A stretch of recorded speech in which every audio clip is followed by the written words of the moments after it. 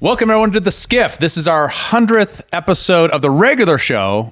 So as a treat, as a special treat, we are offering our Secure Containment Information Facility members only exclusive to everybody this week.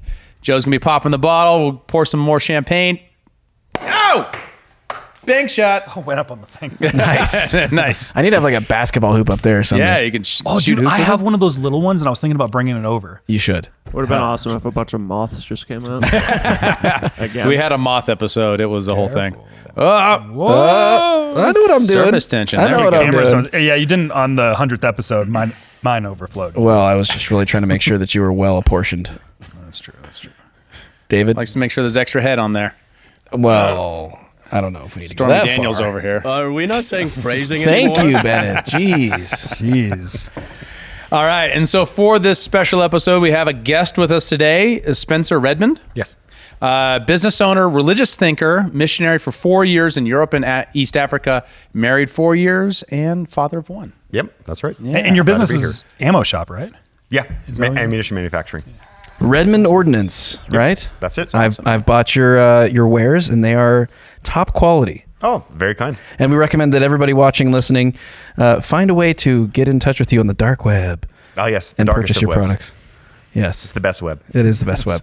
It's also the worst web, but Well, it depends on who you are and what you're looking for, I guess. It's a mixed bag. It's a mixed bag. It's a mixed bag in the dark. You gotta be Areas of careful. internet, You gotta be careful. Watch your six on the dark web. Yeah, and we're going to be talking about, because like a big theme that we talk about on the show often is how a lot of mythologies shape our worldviews, and then people kind of take magic words and steer people in a direction. And a lot of people don't realize where a lot of their thought comes from. So we're going to be doing a bit of a deep dive into some religious history and understanding how that partakes into our political life and our political ways of thinking, right? Like it's kind of the area that we're taking this SCIF episode. And for the people that don't normally watch our SCIF episodes, what we typically do, because they're for our paying members, what we typically do is take one big topic and do a deep dive. So sometimes we do some like history stuff. Last week we talked about 5th generation warfare. Sometimes we dive into some conspiracy theories, like things get a little off the rails MK in our Ultra. SCIF episodes. Yeah, exactly. And, and we take things at arm's length and we play around with some deep ideas. So like we're going to be having some big talk on religious ideas and how they shape our political thinking. That's a great cue up. So you Nailed sent it. us a video on dispensationalism. ooh, What is it? it's bad. It's no, bad. that's terrible. That's a terrible way to start. Well, we know where you stand to start. That's I should okay. probably start with an olive branch. Disclaimer. That's our episode. Good job, guys. Thanks for watching. we figured it out. Don't do dispensationalism, kids. Not even twice. And we're out. All right, good one, guys. We did it! That's a wrap. I'm heading home. I'll send you the invoice in the mail. You're welcome. Didn't even get to finish my champagne. Yeah, so in answer to the question, dispensation is a particular theological framework. It's an interpretive tool that's actually a rather recent phenomenon. So when you look at typically, let's say, Christian history specifically, most things that have been pretty common in the church at large globally has not changed in hundreds and hundreds and hundreds and hundreds of years. A lot of that stuff has been pretty locked in for a very, very long time. Even within the different branches of Protestantism, Roman Catholicism, Eastern Orthodoxy, a lot of that stuff has not changed much in terms of where they split, but also where they agree. A lot of that stuff hasn't changed a whole lot. Dispensationalism is it's a literary theological framework and how you understand the scriptures and the world around you that is about 200 years old, started by an Englishman by the name of Darby. And the idea didn't really take off in England, so he came to America, peddled his wares here, and it took off like wildfire. And I'm going to play my hand a little bit here. It spread through the church like wildfire and really disconnected what was classical historical Christianity and their thought process. And I think really took the American church, we're talking 1800s here, in a very, very bad direction, where it didn't seem like a big idea for the first decade, for several decades. But we're dealing with a runoff now of what we see for the last like 50, 60, even 90 years. You've heard Christians bemoan, oh, why have we lost America? How could we have lost America? We don't have X, we don't have Y, these sorts of things. I would point that right back to this dispensationalist mindset and the way that they understand the scriptures, and we can go more into this, but it inculcates into the thinker, the believer, a certain sense of defeatism in terms of how they understand the scriptures. And so that affects how you think, that affects how you vote, that affects how you have children, that affects how you grow a business, or if you even start a business. So that's a really, really brief 40,000 foot view. Okay. I'd like to know just like what were the major points within there? Like if we get to more specifics, what were the major points that changed from the way the church was before dispensationalism to after?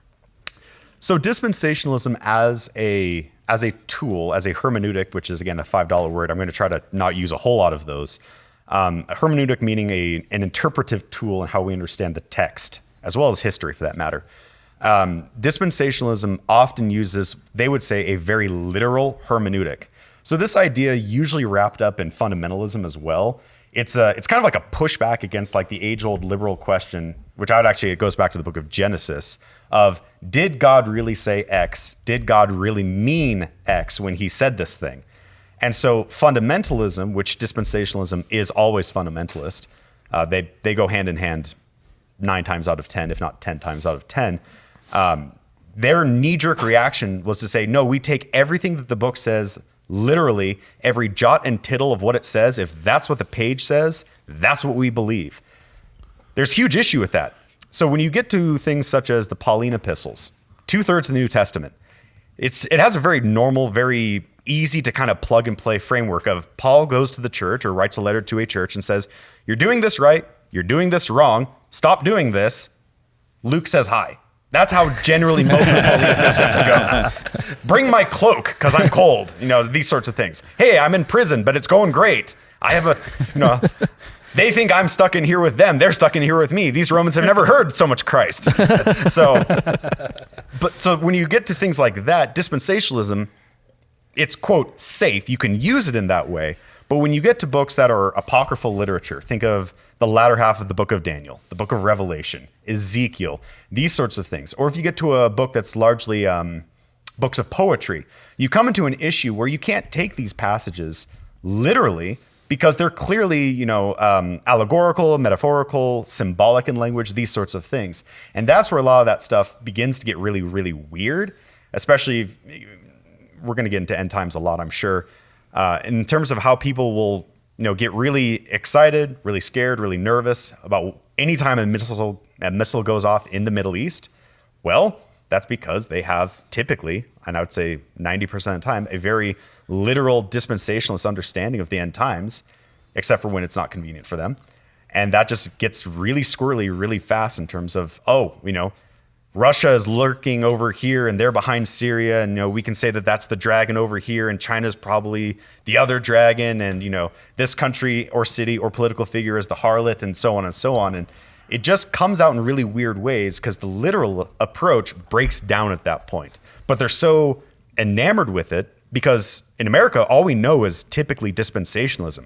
America largely has cut itself off of all church history and church political thought pre-1800s. And that's a huge issue for them.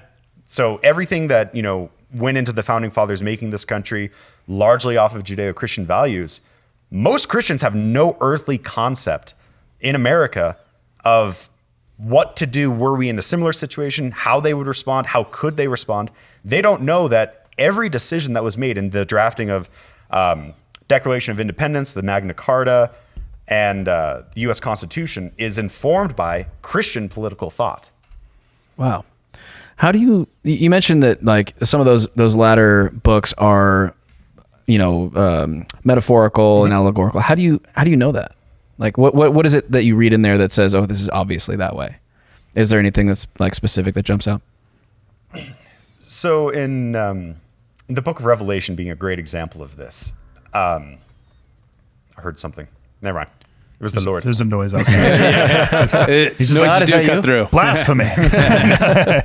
So in the book of Revelation, the first 3 chapters are the letters to the churches. We understand that to be letters to actual churches because we know those churches, they actually existed. There's no issue there. But shortly thereafter, it says that the Apostle John had a vision and he was told to write down as quick as he could what he was perceiving. And so that language shows us that what he is perceiving, it would be a disservice to him, I think, and to as well to the text to say that he was seeing these things and he was dealing with literal dragons, literal, multi-horned animals, et cetera, et cetera. It doesn't make sense in the framework. I'll give you an easy example of why that really breaks down very, very fast. And this is a super fun one because this touches on every single part of American culture. 666, the classic mark of the beast. Metallica knows all about it. Judas Priest. We've got them on shoes now. 666, big, bad, scary. Sometimes it's described as COVID, but that's a more recent phenomenon, which there's nothing to say about that. But this idea of 666 in the text to a Roman or to a Gentile means nothing. It's Jewish mysticism. But to a Jew, every name in Jewish numerology, has a number attached to it. I have one, you have one. 666 in Jewish numerology references Kaiser Nero or Nero of Caesar. So why did he say it that way? Why was it, quote, in code?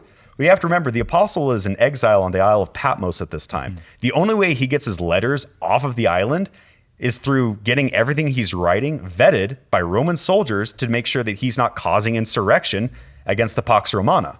So he writes some things in such a way that would make total sense to every Jew and would make no sense to a Roman or a Syrophoenician, et cetera, et cetera. So it's just a code. Exactly. Interesting. So that would be an easy example of symbolic language that is being used. There's an important thing there too with a lot of the New Testament writings, post-Gospels, Pauline epistles, Revelations, all that. Just one. All the other epistles, everything. What did I say? You said Revelations. Oh yeah, sorry, Revelation.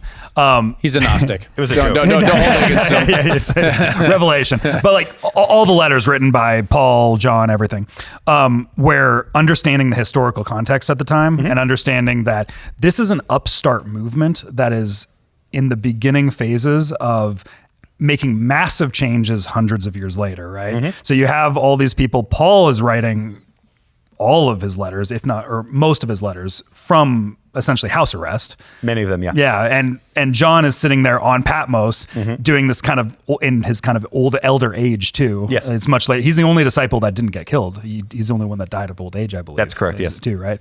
Yeah, so in kind of understanding the historical context of the time of like how these were the beginning seeds that planted and then shaped into a massive takeover hundreds of years later of like this ideological takeover where you have like these different pockets of Christians forming in all of these different areas where it's just like, oh, they're in Corinth. Oh, they're in, name all the places. Galatia. I can't remember all the names of the places, but all the things that the books are named after. And they're writing to all these people and they're all having their own individual problems. And Paul's kind of addressing all their individual problems at that time and understand, because like they're adopting some of the old ways of their people and trying to merge that with the new Christian thought. They're adopting the old ways of their people, trying to merge it with the Christian thought. And it becomes this thing where it's like they're trying to unify all these people together under like standard principles. And it's just kind of like a fascinating historical moment. And then eventually blows up into the thing it is hundreds of years later, right? And because of that weird amalgam of trying to get all these different people to kind of agree on the same thing, that's why we really like Constantine. Don't let anyone tell you otherwise. Council of Nicaea, great thing. We really like that because it streamlined what was Christianity, where prior to Constantine, prior to the Council of Nicaea, Christianity was the wild, wild west. They're using many, different many books ways. and things like that. Like that's where they standardize what books everybody's supposed to read. Because like this group's learning from these books and these books, this one's learning from these books. And they're like, no, cut those books out. We're not going to use the book of Enoch. We're not going to do all these things. These are the books that we're using. And this is now the New Testament. And that happened in what, 400? 350, 350, something like that. Yeah, somewhere in that range. And we're talking hundreds of years later where this thing's festering across the empire. Because like Rome's still a thing that exists at this point, right? Yep. It's just kind of fascinating. Like putting these things into historical context is a thing that I think a lot of people that take initial reads at the text don't really do. It's kind of obscure to them. They don't understand the historical dynamic there that exists there. But 325 AD. Oh yeah, Yep. Council of Nicaea. even earlier than I thought. Yeah. Yeah, Dan Brown's rolling in his grave right now. No, he's alive. So to narrow down, dispensationalism, according to Wikipedia, is the theological framework of interpreting the Bible, which maintains that the history is divided into multiple ages called dispensations, in which God interacts with his chosen people in different ways. Correct. Fair? Agree Yes. with that? Yep. It often distinguished from covenant theology. These are two competing frameworks for biblical theology that attempts to explain the overall continuity of the Bible. Coining the term dispensationalism has been attributed to Philip Murrow. Yep. Well, this next paragraph, I think, is probably a lot of what we're going to be kind of getting into, where Yeah. we have dispensationalists use a literal interpretation of the Bible, which Sometimes. is exactly what you said. Yeah, sometimes there's a critique. When convenient. So often people do, right? So they use a literal interpretation of the Bible and believe that divine revelation unfolds throughout the Bible. They believe that there is a distinction between Israel and the church, and that Christians are not bound by Mosaic law. They maintain beliefs in premillennialism, Christian Zionism, and a rapture of the church that will happen before the second coming of Christ. And this is where we get into a lot of the foreign policy dynamics that have hit us in the last 100 years or so, because we have this Zionist movement, which is where a lot of the Middle Eastern politics is formed, especially in Western thought.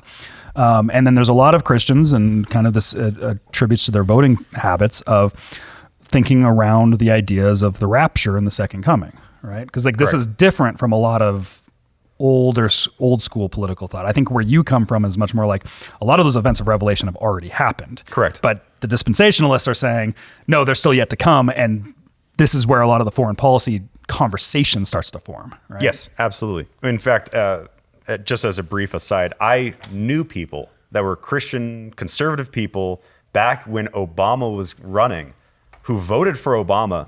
And I asked them what their explanation, what their reasoning was.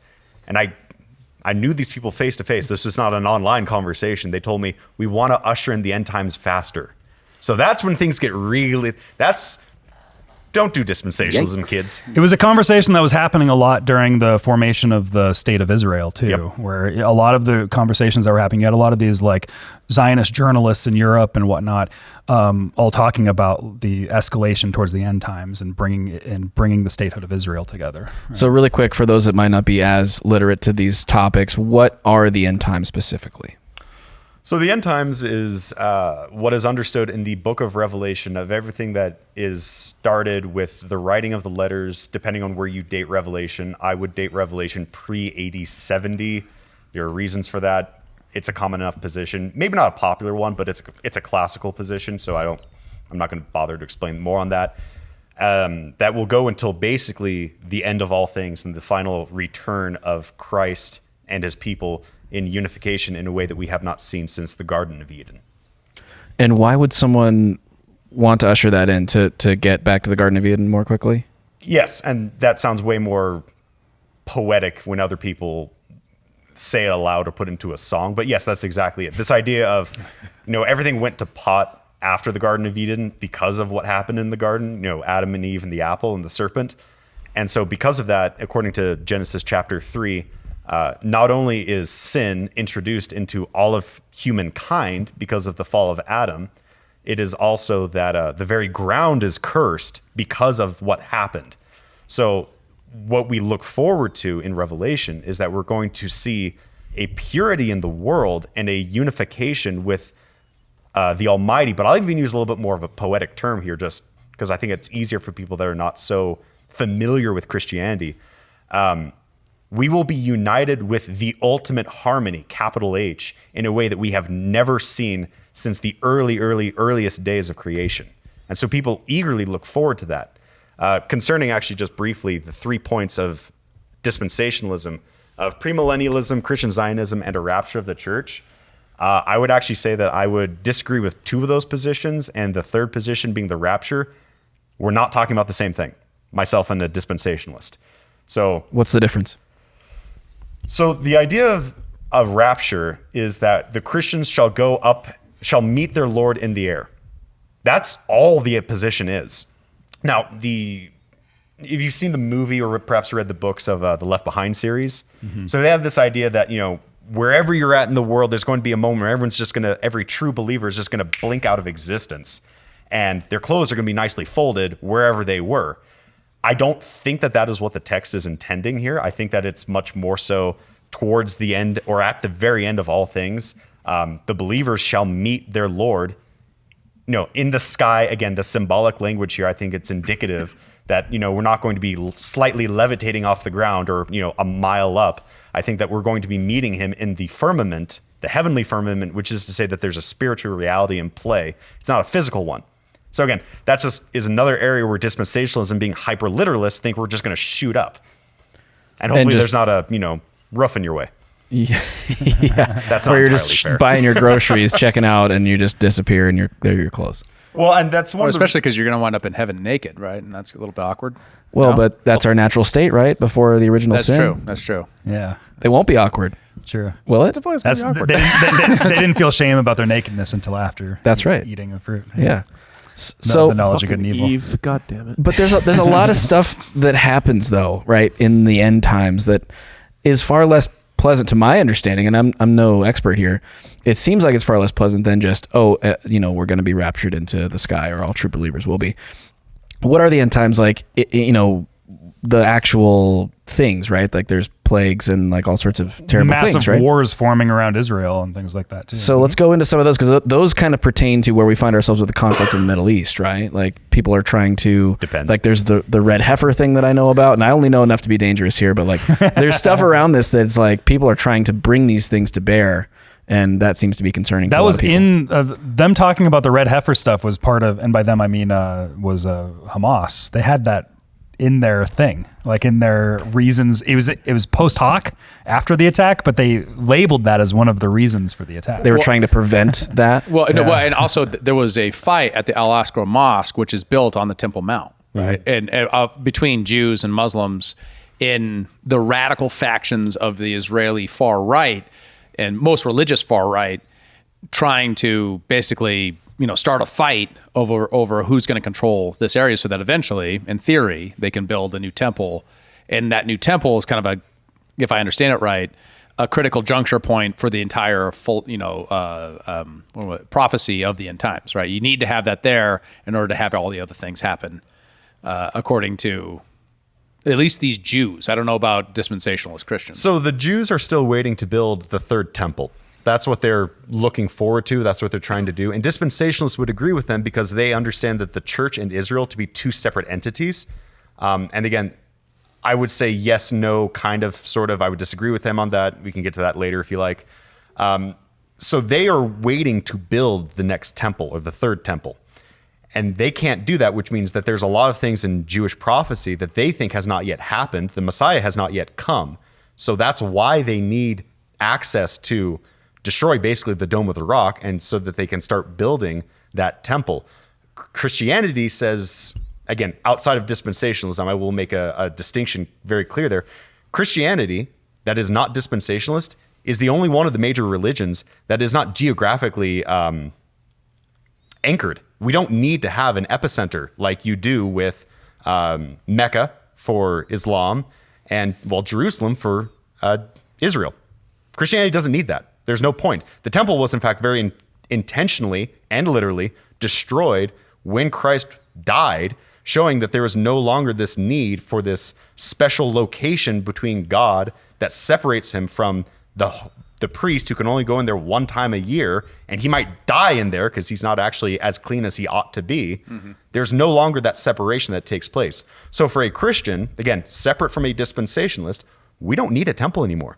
So, the Holy Mount, to a Christian, is it important? Sure, generally speaking, but it's actually not critical to anything that we believe needs to take place. Let me throw an idea at you here, and I'm curious what you think about duck. it. You're dodging, you're going to weave. So my understanding is the word, or like the phrase Judeo-Christian, really came into popular parlance around the 1960s. Correct. And it's like the aftermath of World War II, Holocaust, all this stuff. And they're starting to become emerging in the Western psyche and Western Christian psyche of whereas Judaism and Christianity in a lot of Christians' minds are kind of one and the same thing, but they're obviously not. You're kind of laying out the ideas here that they're not. Mm-hmm. And like what do you think about that? Like what happened there? What is that?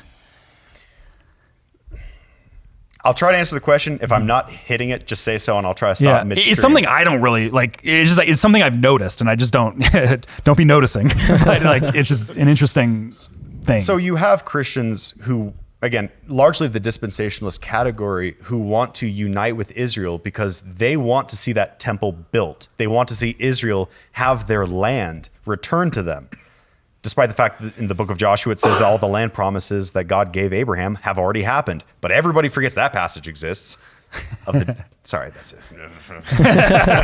Wait, Joshua's an Old Testament. Yeah. So you're saying that Joshua is saying that they got the land, even though they lost it. Correct. That's not important. They don't have to have it. The Abrahamic land promises were fulfilled in the book of Joshua. Right. Yes. Yeah, like correct. Yeah, like But that does that mean that it's forever? Right. Oh, so one of the contentions of the whole Israeli conflict with Palestine Correct. is the God as realtor argument, right? That ultimately the Jews were here first, so therefore any individual title of any individual Palestinian is ultimately invalid because God promised this to the Jews forever. Right. So is your question, what do I think? Are on they that? wrong? Yeah. Are they wrong, or what is like it? from What a is it? Christian, I guess from like a Christian perspective, and it's like that's hard to say because there's all these different factions within Christianity. But from your perspective, it was just like, how should Christians be thinking about And that? why wouldn't that be the right way to think about it? Because, obviously he's not saying, well, it seems weird to say that they had it then, but even though they lost it, they don't have it now when it's God that's the realtor, not the Ottoman Empire. So what's the question? Well, why is that wrong? Why is that point of view wrong? The point of view, it's not necessarily wrong, but how do I explain? Where do you want to draw the line? So we here in the West, largely, we want to keep country borders fairly static the way they've been more or less for 60 years, 70? Not a whole lot has changed. Czechoslovakia, Rhodesia. Not too many other countries, and there are more than that, I understand that, but not too many other country borders have really changed a whole lot. There's a certain static element in how countries and borders are drawn right now that we're attempting to maintain, whether for good or for bad. So when someone makes the claim that Israel should have all of this land, should have X amount of this land, it's like, okay, you want to make an argument for 3,000 years ago? I mean, it gets tricky. Another thing that's extremely tricky for a Jew is that which tribe are you? Because if you're part of a tribe, there is particular land that is allotted to you. But all of those records have been destroyed. Nobody knows if they're part of the tribe of Judah, Benjamin, Levite, any of them. So what do you do with that then? So it gets a little murky at that point, even for a Jew to say, well, all of Jews should have all of this land. It's like, okay, sake of argument, yours. How do you divvy it up at that point? I would pose to them the question. I have no idea how they would answer that. Well, and there's also an element too of like a lot of that stuff kind of becomes null with the New Testament. Like a lot of the Old Testament Right, but a Jew promises. doesn't read the New Testament. Yeah, but like from the Christian perspective, and this is kind of where I'm getting at with like the Judeo-Christian merging that seemed to happen in the last 60 years, where like Christians, I don't think it's like almost, it just feels like Christians never read their book. Like a lot of Christians just never read their holy book. It's a serious problem. Right. Where it's just like, no, a lot of the Judaism stuff of the Old Testament, like that's a part of your history, but the whole purpose of the New Testament is that those things have become kind of null and void in a sense, not fully, but like, Sure, depending on what we're talking about. Yeah. It's like, Jesus becomes the ultimate sacrifices. He's the Messiah. The prophecy has been fulfilled. He kind of reformed a lot of the old practices, and that's a lot of the reasons why he was so hated during the time, is because he was going against the legalism of a lot of the old Judaic ways, et cetera, et cetera, et cetera. But yeah, it's just like a lot of Christians, they kind of just like merge the two together, and that's the thing that I find interesting and kind of weird. Well, they merge them together, but they don't make them Christian. They tend to revert to more of a quasi-Judaism. Yeah, exactly. Which is betraying the Christian principles and faith, frankly, is what it is. And that's where it gets really, really odd and very, very confusing. So in a covenantal, which is usually posed as the opposing literary framework to dispensationalism, in a covenantal understanding of how God interacts with Israel / Christianity, Old Testament versus New Testament is a better way of saying that.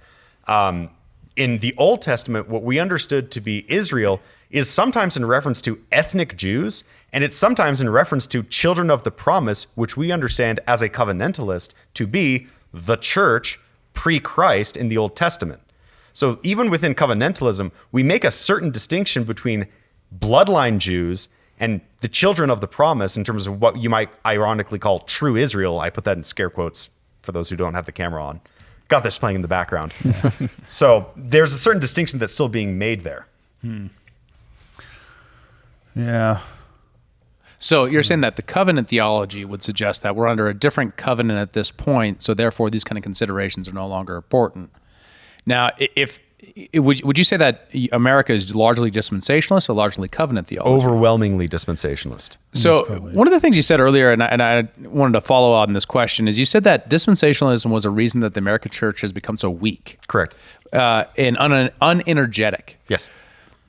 Is dispensationalism is typically not associated with Europe, however.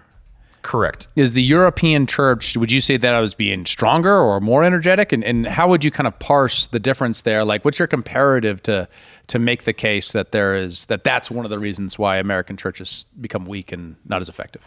So I would say that dispensationalism is beginning to take on more and more root in Europe. But because it originated, dispensationalism, from an Englishman, but originated in America, we've had about 2 centuries now of this kind of really being built into our psyche as a people. You know, this is a generational thing that has just kind of really become part and parcel of the American identity. And most people don't realize that even if you've never stepped foot into a church, there's a lot of dispensationalism that is wired into the way that you think, which is a huge problem, by the way. For Europe, because they have a connection to centuries old churches, theology, you can go see the graves of some of the great men of the faith. Dispensationalism has not yet taken over Europe. I don't know if it will ever do so to the extent that we saw here in America. I kind of doubt it. I have a suspicion that dispensationalism is on its way out the door, because anybody who takes history seriously, dispensationalism does not cut it. 200 years for a position to exist as a theology is so short in the eyes of the church. So why does dispensationalism make the American church weaker? So dispensationalism is virtually always, with some very weird ducks in between, but overwhelmingly standard, their position on the end times, or eschatology, if you want to use the $5 word around, impressing people at the local bar, or get punched, one or the other. Their eschatology is always premillennialism, which means that they think that we are pre the millennium, and they think that a lot of the books of judgment, bowls of wrath, etc., are still going to happen. And so when you might have heard this question in your life of, are you pre-tribulation, mid-tribulation, post-tribulation? Those 3 positions only exist within a premillennial eschatology. Right. So overwhelmingly, dispensationalism has an extremely defeatist, very, very scared mentality around the end times. And if they're pre-tribulation, they are just hoping and praying that they're going to get heloed out of Saigon before everything goes wrong and the Middle East turns to glass. Right. If they're post-tribulation, they have a whole different set of issues. So because there is this belief, and you might have heard the saying that it's very, very common in these Christian circles, of, we're not actually supposed to be here for any real length of time. We're just, sojourners passing through, God's kingdom is up there. It's not down here. So, we're going to try to not cause a ripple, be at peace with all of our neighbors.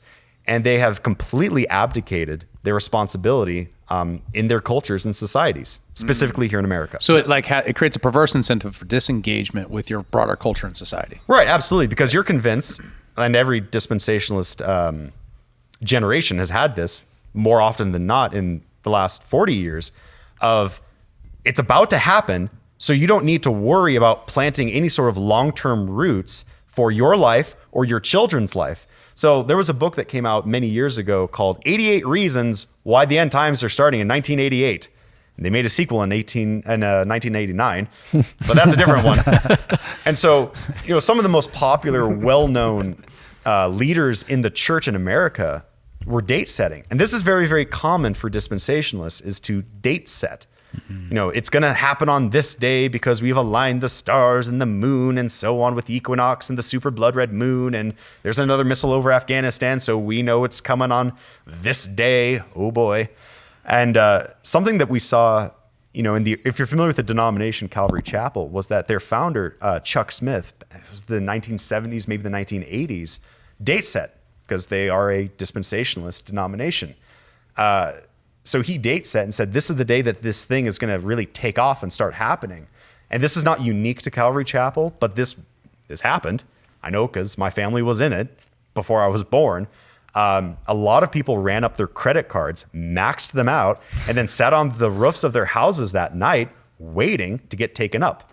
Yeah, I remember that story. For a long time. And that's not an uncommon thing. Yeah, I mean, credit cards is obviously a more recent phenomenon, but it's not uncommon for people that date set to have this sort of mentality of just, you know, burn all the bridges, live life in the moment because we're about to get out right now, right then, real soon. Like, so it kind of keeps on happening. It changes just a little bit each time, but people really do love to date set. Well, actually, one more thought. So we just on our regular show today, we talked a lot about like the gender division happening in the election cycle this year, and that gap between Republicans being more male and Democrats being more female, at least the support between Kamala and Trump. 20-point spread on that. Yeah. Right. So 63% of America identify as Christian today. If abortion is the top issue, and I make this association between Christians and generally being pro-life, why isn't that drawing more Christian women, which I assume of that ratio? I mean, it's like, it's really brutal. Like 70% of women are supporting Kamala, right? Some there and there, right? If most of them are Christian, or is that only counting the 30% are Christian women, those are pro-lifers and therefore not Kamala? Is that really what we're looking at here? I mean, and that's where it seems to connect to the I'm engaged with politics thing, right? I care about the world that as it is. I care about what our government is actually doing. I care about this issue of abortion.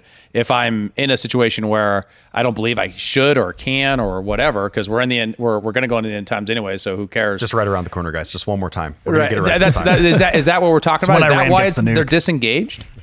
Right? Is that why Christians don't care about the election cycle, despite the abortion being the number one issue? Trump also made a point in a recent speech where he's just like, Christians just don't vote.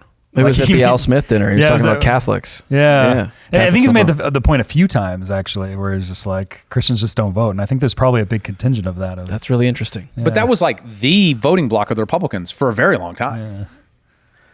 I think part of it is not just what you said. I think a huge part of it as well is that there's a smoke and mirror show that's going on with that, where, you know, we don't call it abortion anymore. We call it women's rights, these sorts of things, or the ability to take control over your body, that you have autonomy. You know, big daddy government can't tell you yes, no, maybe so. It's all about you being able to do what you want, what you need. Mm-hmm. Well, it's the issue here is that there's a life at stake, but I think that a lot of people have simply had such a paradigm shift where they've been told, well, you know, yes, it's a life, but there's other issues at stake here. And I think that they really have lost the importance of the conversation, the importance of what the real issue is there, beneath just a whole bunch of dogma and propaganda that's been thrown at them concerning, well, you know, I don't want the government to be able to tell me to do this. I don't want this thing or that thing to happen. So even though, yes, we still say, you know, it's terrible when a child is lost. Well, but there's other things going on here. And, you know, if we're worried about tyranny of the government, you know, it would be better that we have the autonomy rather than give that much power to the government. I don't think it's a good argument, but I think that that is largely what we've seen take place over and over again in recent years in Christianity.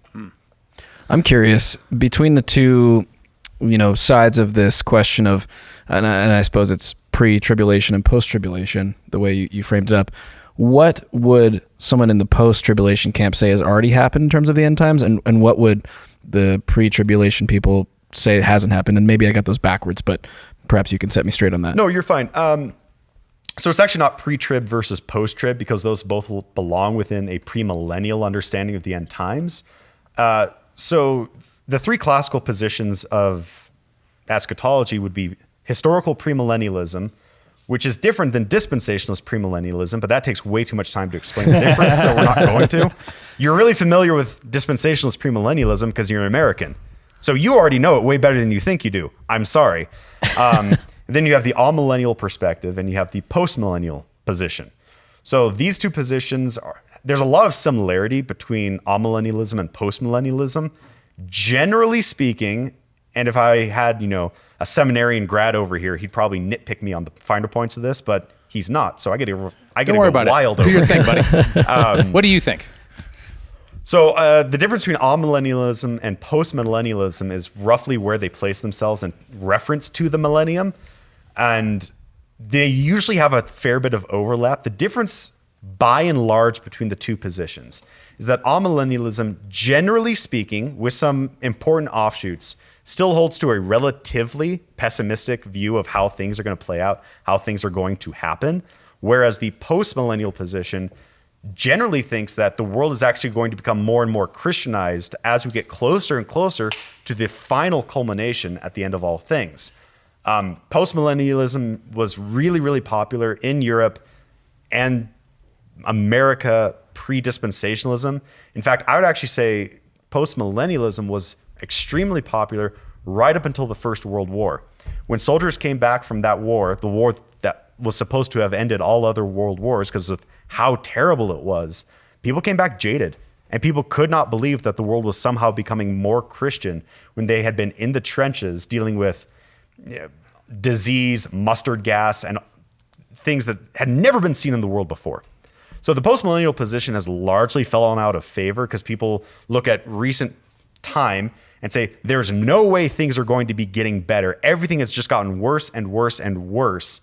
So generally speaking, amillennialism has kind of been referred to as the very safe, well-lit parking lot of eschatology for the intellectual man.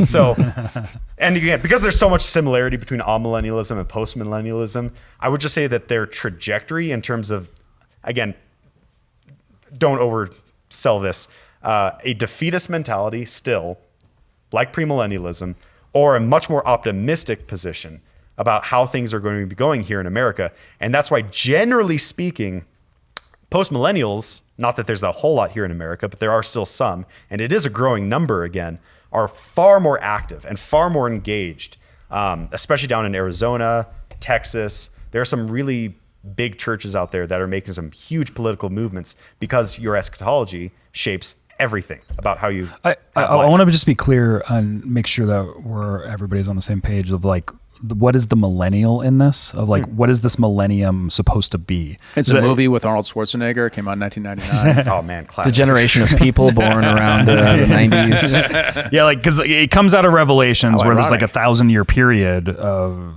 The binding of Satan. Yeah, Yeah. And so like the argument there is like the three different camps is like we're pre that, Middle of that, or post that. not even post that. So a post-millennial doesn't say that we are past the millennium. They would still agree with the amillennial. And this is why the terms are kind of clunky. They're not as helpful as I wish they were sometimes. They would agree with the amillennial that we are currently in the middle of the millennium. And they believe that a millennium is a symbolic number. So they don't think it's a literal 1,000-year period according to the Julian calendar. That's not the position. They understand it to be a symbolic long period of time. So the post-millennials simply say that in reference to after that millennium has happened, what is going to take place. And they say things are going to be getting more and more Christianized as we get closer to the end. So it's again, because they all reference each other in reference to the millennium, it's actually tremendously complicated to explain it well because the terms just aren't that good. Well, and a lot of the things too is like, so if you're a premillennialist, which is the dispensationalist position, Yes. is like it kind of like none of this matters because we have what's yet to come, and that's going to be Correct. the good great stuff. that's going to be the golden age for Christianity. So like none of this right now matters, which actually then turns into like a pacification, which is That's exactly what it you're is, saying yes. the church is very weak because like there's nothing inspiring about that. There's nothing, just It like doesn't make a very good story. exactly. We're just like, oh, just wait and be passive, and then eventually everything's going to be better. You're just like, Yeah. If you've ever coached a football team, that's not exactly a rousing battle cry to go out and fight, the opposing team for state and try to bring home homecoming. It's just, go team. We're going to get our asses handed for, In the next years. game. Yes, so, Next season. and you're arguing everybody that's kind of like a millennialist or post millennialist. There's a little bit more. There's more oomph. There's more fervor in them because like they're Absolutely. They don't have that weakness of just being like, oh, everything will work itself out. Like that. Exactly. That's not in there anymore. I would agree with that claim. Yeah. Okay. So I'm curious as it relates to the end times, because we mentioned like there are things that are supposed to play out through the end times. Was World War I considered to be one of those things? Some people thought it was, yes. And every major like international global event is by somebody within the church interpreted as an end time event. Correct. Right. The form of the EU was supposed to be an end time event. really, what was that considered? Like, how was that related to 20 toes of some Unifications of all the nations. And Correct. Well, yeah, but there was a Unification of specific all the prophecy nations, about a 20 New World Order, this sort of thing, and they saw that when they saw all these countries that were not Christian coming together, they said that was probably going to be the beginning of Gog and Magog. These nations, these symbolic nations, that are going to rise up and fight against God and His chosen people in Revelation. So people saw the unification of these different countries and said, it's either Gog and Magog or it's Babylon reincarnate. It's coming, guys. We're getting really, really close. Again, fairly confident we're Babylon, but I'm just guessing. Sorry, that was another one. Right, is Social Security numbers.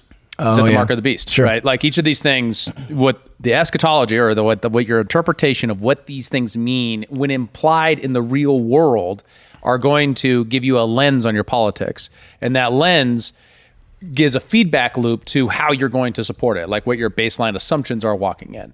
So one of the questions is that we're constantly in this dynamic of our interpretation of the Middle East, our interpretation of our domestic politics in terms of that.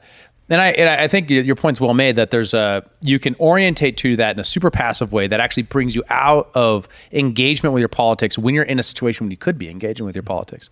And those have tremendous consequences. Now, it's interesting to me because like the claim there is that Europe is less dispensationalist, but the Christians are even less involved in Europe. Like, and they're a much smaller part of the population. There's a different cultural nearly phenomenon that's happening there. The 1980s were also dispensationalist, or no more or less so than today, but the moral majority was the number one voting bloc in the country, which was all Christian moral votes, right? Yep. What's curious to me is that there's some point in the late 90s to 2008 when that disappeared. Like, that's not a thing anymore. And why? I mean, I think a lot of that generation previously that had it so built into their psyche that they have a responsibility as a citizen, I think a lot of that really got fractured and destroyed after Watergate. I think that's one big event that I would point to. And so after that generation largely either passed away or largely passed out of the voting block, what we saw largely in, let's say, the 1970s, was very countercultural, saw that grow even more so into the 1980s, 1990s, and the post-rock punk scene. Right. So there was a certain, what do you want to call it, disenchantment that was taking place with America as an institution in the first place. So as much as I would like to pull into my magic hat and say that dispensationalism is the root cause of all evil, I'll just say it's the root cause of most of them. It's a variable. Yeah. It's a major one. It's a sensible variable. It does make sense. Yeah. What are some of the other events that people would look at and say this is a sign of the end times? Again, it really...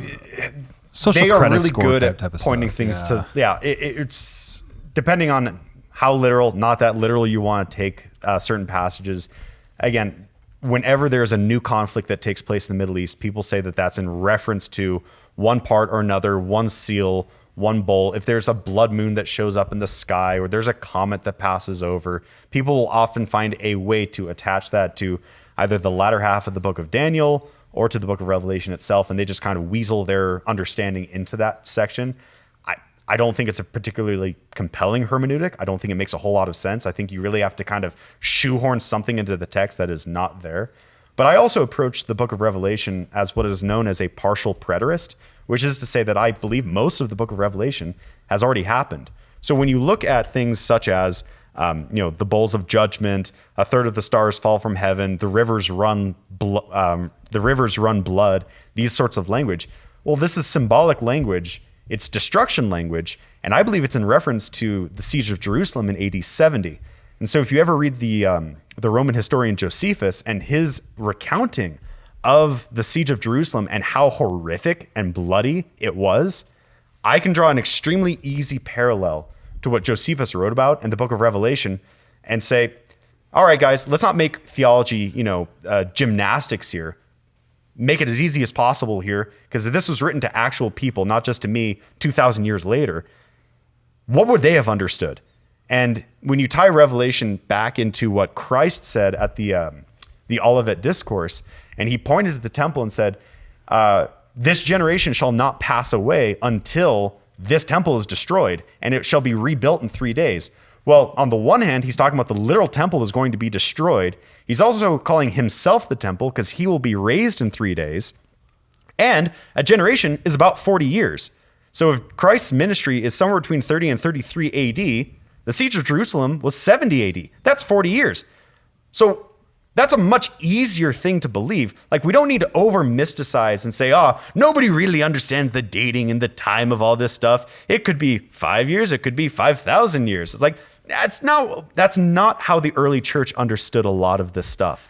A lot of the early church said, yeah, this is what that would have made sense to them as a Jew culturally at that time. So let's not reinvent the wheel here, guys. They probably had a pretty good idea, which is why premillennialism, though it exists in the early church, is, I think, the weakest or the least held position of the three in the early church.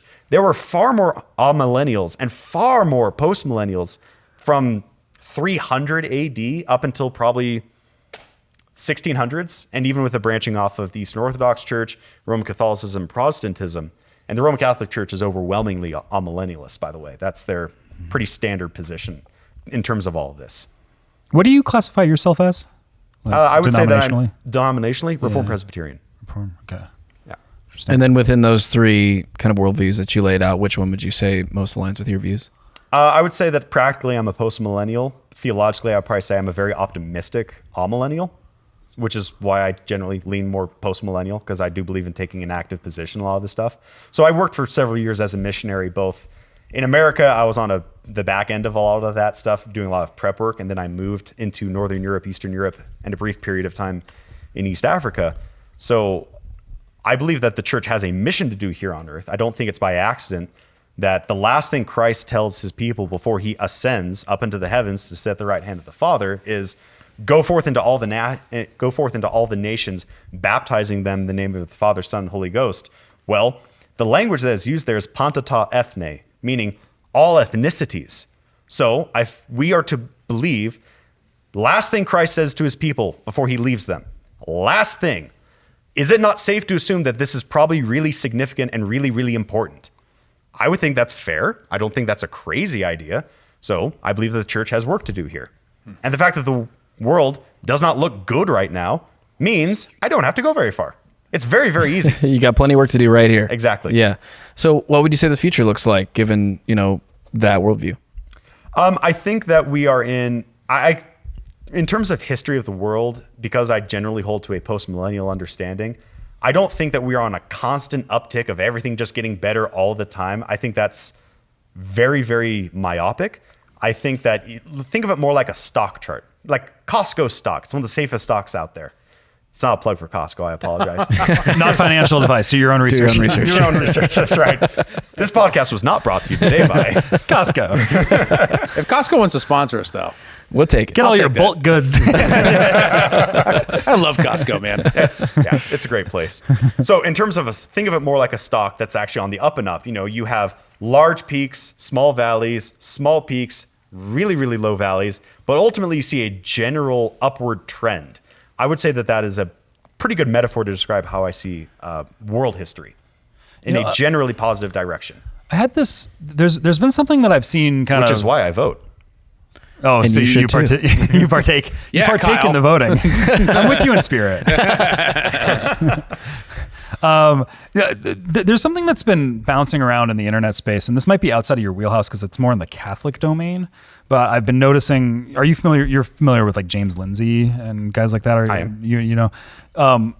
So Trump tweeted out this prayer to Saint Michael, Archangel Michael, and I was last year in Europe. I did this perusing, but through France, Spain, and Portugal, and I hit a bunch of these Catholic holy sites. And I went to these Catholic masses, and I noticed that this prayer to Michael was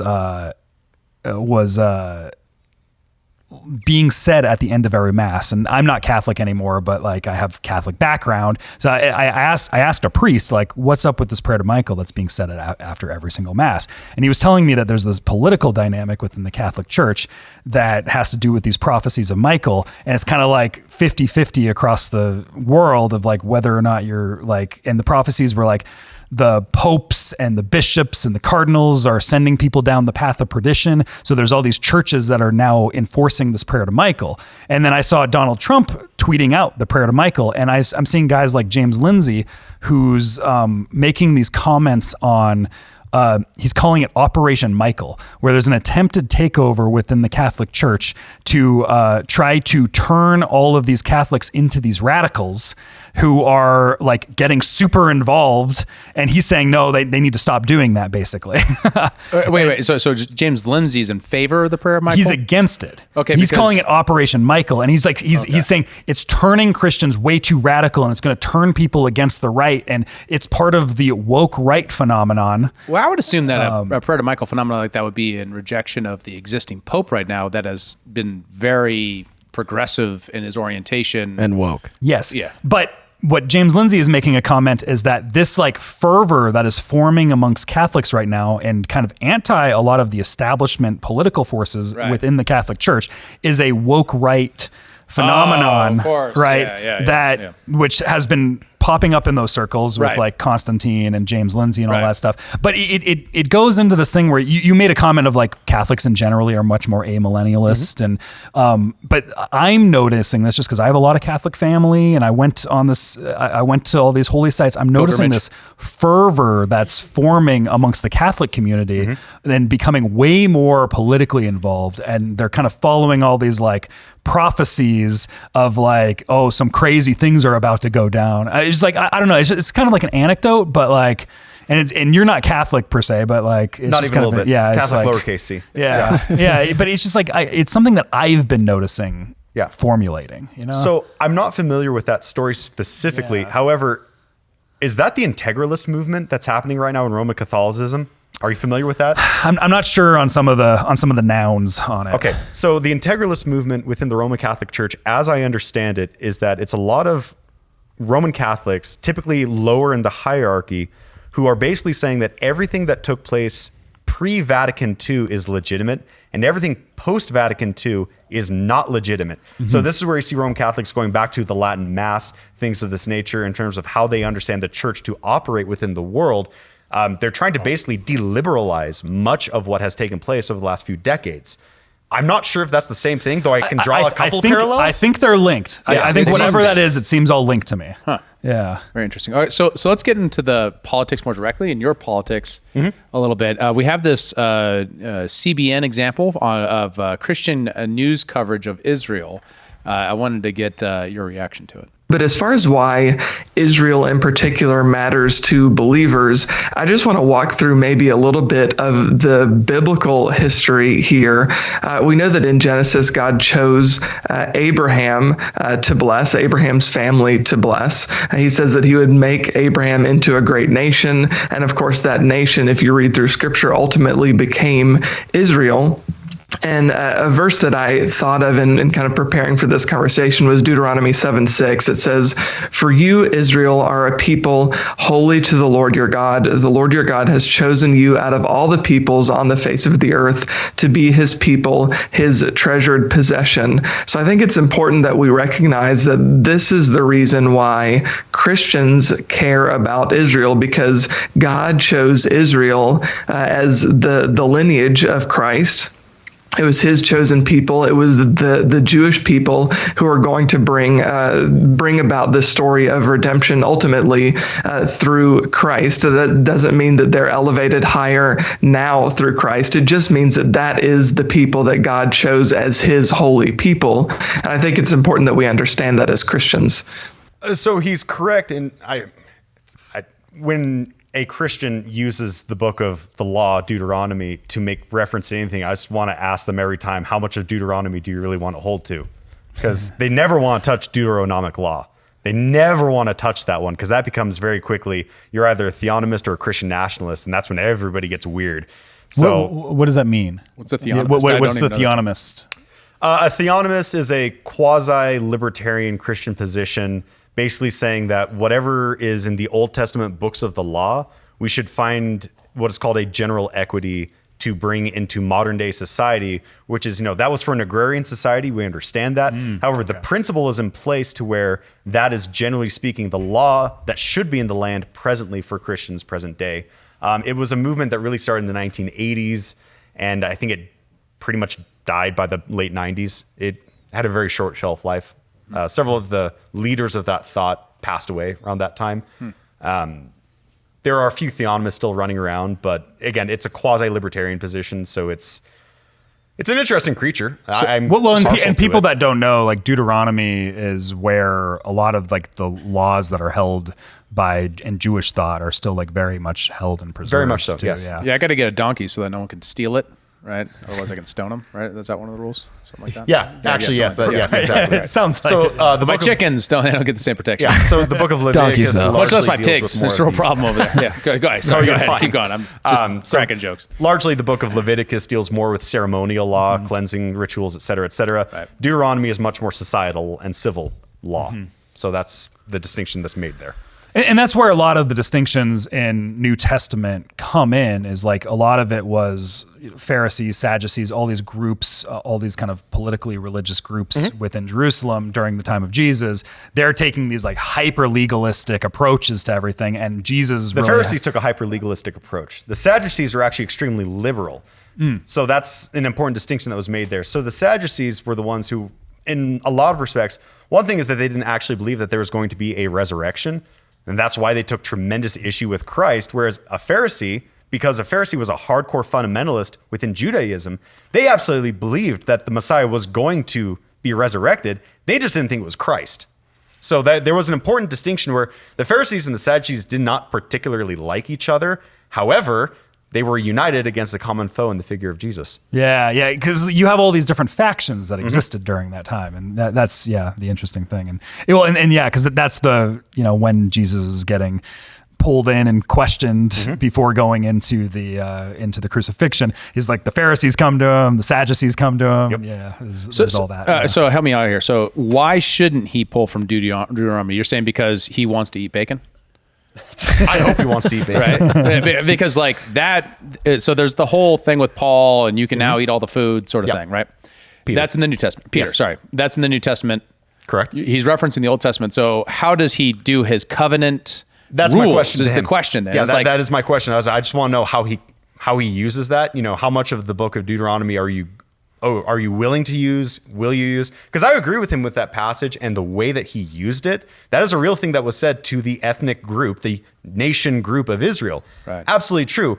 But we also have to look in context of the rest of the Old Testament, even long before we ever get to the New Testament, where even Hosea talks, one of the minor prophets, talks about how only a remnant of you shall be saved. And we understand in the very genealogy of Christ, not every child of the promise is a Jew. In the bloodline of Christ, we have Rahab the prostitute, who's not a Jew.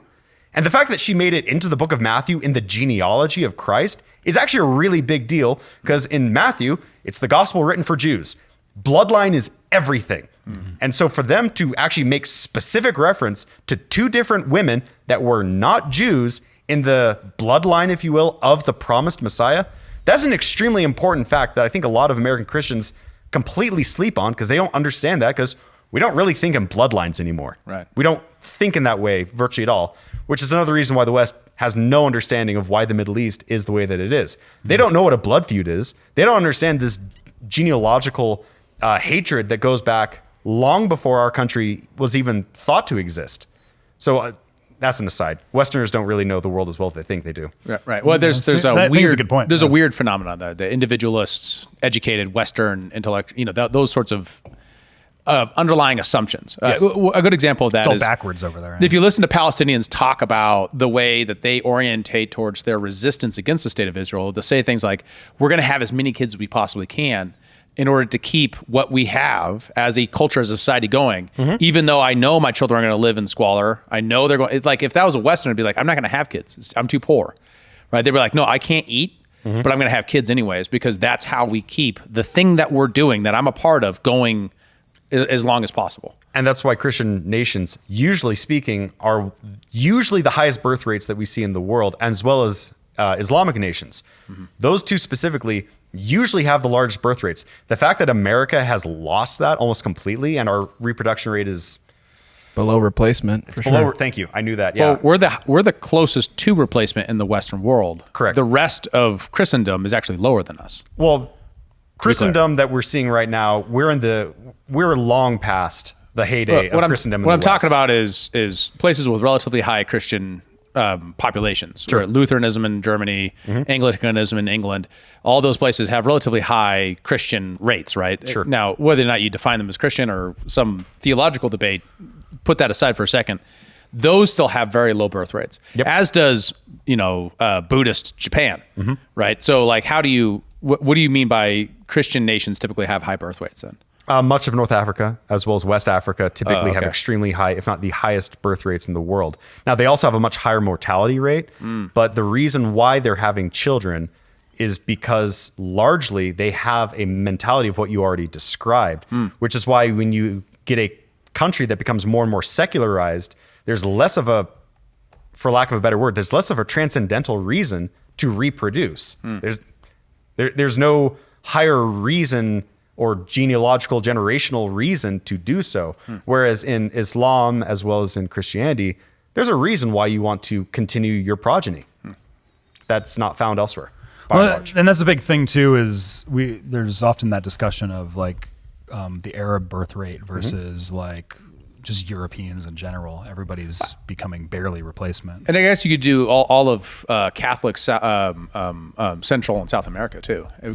Very high birth rate. Very. So that makes sense when you take it from that point of view. So what do you credit for the growth of, as Kyle alluded to, sort of the resurgence of like the traditional Catholic Mass and that sort of thing, like the sort of resurgence of religion within the United States as of late? It seems like it's become more popular recently, like especially on the internet. Well, there's like anti-establishment. There's like right? this like this crusader meme Yeah. warfare that's going on online, where you have this kind of like return to tradition and return to Christianity, and we're going to be warriors of Christ, Yeah, it's like a component of the Christ red is pill king phenomenon, movement. all that stuff, right? Like Yeah. there's something that's happening there. Yeah, and what's it's a rejection of, I think, the pacification Yeah. that you were alluding to. I would agree before with too. that. Yeah. I think that a lot of young men and women as well who grew up where Christianity was largely nominal, just generally speaking, if they went to church, they were watching VeggieTales in the back room, they got graham crackers, and that was the extent of their Christianity. Or they were going to So true. I've touched a nerve. I know, I know that. Like, I know that world. Yeah, the VeggieTales reference is real for sure. Or if you want to go even slightly less Christian, that where Christianity for them was, Christmas and Easter. A lot of people, I think in my generation, our generation, have come to realize this doesn't cut it. Either this is the real deal, or this is something we need to completely eradicate. But this sort of half foot in, half foot out, I think a lot of people are just tired of. And I think that a lot of people have resurged back to Christianity because they see, again, a transcendental need in society that secularism has not and cannot fulfill. If I was going to point to something. Well, I would point to that. I would say that they have that kind of vertical. You also have the Jordan Peterson phenomena of like reinterpreting a lot of religious thought as symbols of Western culture's like validity and like the reason why we exist and are a thing, rather than just a random assemblage of belief structures that's just put upon you, rather things that exist for a reason and have a role in our social fabric, right? So I think those are the two pillars phenomena. One is slightly more less fundamentalist, less like believing I need to believe that the virgin birth happened, but I can believe that there's something important about the story, about the value of women and children in society, that if we don't hold that as a value, then our society crumbles, and that's why we have a virgin birth story. Right. One's way easier to believe than the other. Right. Or at least I hold to both, by the way, but yes. Yeah, but at least that, right? A minimum argument de minimis, right? Like say at least this, and that is a bulwark that you can then build upon, right? That people are, right? Some people grow up secular, read Jordan Peterson, be like, oh, I don't have to turn off my brain in order to think like, be a Christian. And then they say, well, wait a minute, how seriously can I take this? And does it improve my life? And next thing you know, they're an Orthodox boy or whatever they call themselves. Like Adam. Yeah. No. He rejects those. He hates those. Sorry, Adam. I've had that conversation with him. He don't like those guys. But but you know what I mean? Like, I think he generally approves of the phenomena, but doesn't like the meme culture around it. Sorry, Adam. Adam's one of our supporters. Yeah. But that's Spencer knows Adam, don't you? I do. Yeah. But that's part of the phenomena, right? Is like that there's a cultural thing, and it's punk rock, right? All of a sudden you're like, hey, quit looking at porn, loser. Yeah, You know, that- Christianity is like cool. Like it's based. becoming cool with young kids now, which is a strange thing to kind of witness. for Yeah, millennials right? especially. Yeah. Yeah, absolutely. Yeah. Which I would say is a good sign, like no matter how it gets back to, some sort of popular level, is probably for the Well, best. a lot of things that are like right-wing coded in general are just becoming cool. Like for so long, we had to live with all the left-wing coded things. That's the cool, and everything that's right-wing coded is just like you're purged from the internet. Yeah. And now it's like the punk rock and cool factor and what people want to be a part of is this new high-energy thing that's happening over here. Yeah. And some of it is like there's churches are being kind of a bit more vibrant, but also just like right-wing comedic figures are becoming more prominent, right-wing YouTubers, et cetera, right? Yeah, Like it's a component of the pendulum swing that I think we're experiencing culturally where, like you say, it used to be that, the woke values were popular and now it seems to be coming back the other direction. So I think part of that is this. It's also we're now reintroducing a whole new lexicon and different sets of thinkers into our political dynamic. Now, one of the things we were talking about some time ago was Alexander Dugin and his work on his interpretation of orthodoxy, civilizational assessment and analysis of the Russian state, and kind of what has appealed to that is a whole subset of Western thinkers in the Christian nationalist space. And so what I wanted to go to from there was, how would you describe your political thought? How would you kind of orientate and think about the way Christians ought to think about political engagement? Great question. Not easy to answer. So generally speaking, if I was going to use a really, really bad term that we all use all the time, and it's just the right word that we use, but it's also just the most unhelpful word, generally speaking, conservative. But what does that really mean to anybody is kind of all over the map. Buckley, I know what you mean. Exactly. Don't get me started on Buckley. Don't get me started on Buckley. So generally speaking, what I would say is that I am conservative. I think that a lot of what we need to hold to in terms of society have been explained to us in the books of the law in terms of the Old Testament.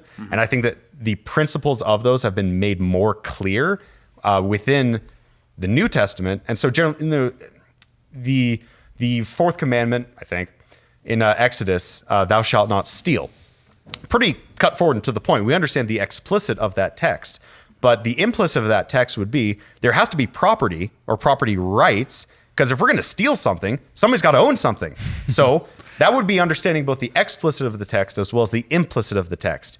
And this idea as well that if my ox gores my neighbor, I am responsible to pay reparations to the man until he's able to get back to work. And if my ox does it a second time, I kill the animal and I still make reparations to him. So that's the explicit of the text. And there's a principle there that we can still apply in present day as well. This idea, again, in Old Testament, you're supposed to build a parapet on your rooftop because after the sun goes down, you would go onto your roof to cool off. Well, you want to protect the livelihood of people who are with you, whether it's your family or people that are visiting.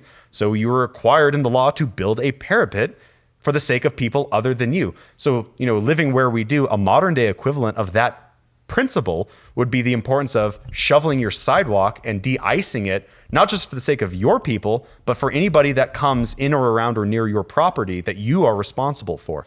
I think there's something really wise in that, and it's why I'm kind of a critic of the multiculturalism idea of like you kind of have to have shared values in a society to be able to make them work, and you have to have these shared morals, shared understanding, shared kind of like You can only have one God on the throne. there's a lot of intangibles that exist in society, and if you have all these different types of people that are pulling from all these different things, everything starts to become and get a lot messier, right? Yeah. But and that's one of the very useful things of this nation is generally dominated by this religion, this nation is generally dominated by this religion, is that creates like a very core, like we're all starting at the same base level, and then we have arguments about things up here, but like the base core foundations are there. And some of those things are like the implicit ideas of property rights based off of our kind of moral code that is set in place by like the Old Testament or by the 10 Commandments. Like there's like, there's something to that. Like I like, there's like a wisdom that exists there that I appreciate. I'm curious, why do you think the American political left seeks to pull kind of, to me at least, it seems like they pull only the bad things from Christianity to point at? It's like, oh, this is why we shouldn't do it. Broad brushstrokes, I would say it's because they want the state to be God. So anybody else that is going to sit on the preeminence of your mind so this is an idea, I think it was Nietzsche who said this, mankind is incurably religious. Everybody has a God figure that they use, whether it's yourself, a divine figure, or the state. And I can't remember the name. It was something in German because, of course, it's Nietzsche. But the idea that there's always going to be that figure that is in preeminence in your thought processes. And I think that the left wants it to be the state that they are in control of. And religion in general is extremely dangerous to what they want to do. So I think that would be the first thing that I would point to. And because so much of, generally speaking, radical leftist liberalism is a deconstruction of so many things, they would like to deconstruct religion down to what they see to the point of reductio ad absurdum, to say that, yeah, you can kind of use the principles, maybe sort of kind of, but the actual meat and bones of what this thing is, passe. They were shamans who didn't really understand how the world works. They didn't know what the science was. They didn't trust the science. These sorts Trust of the science. Trust the science, guys.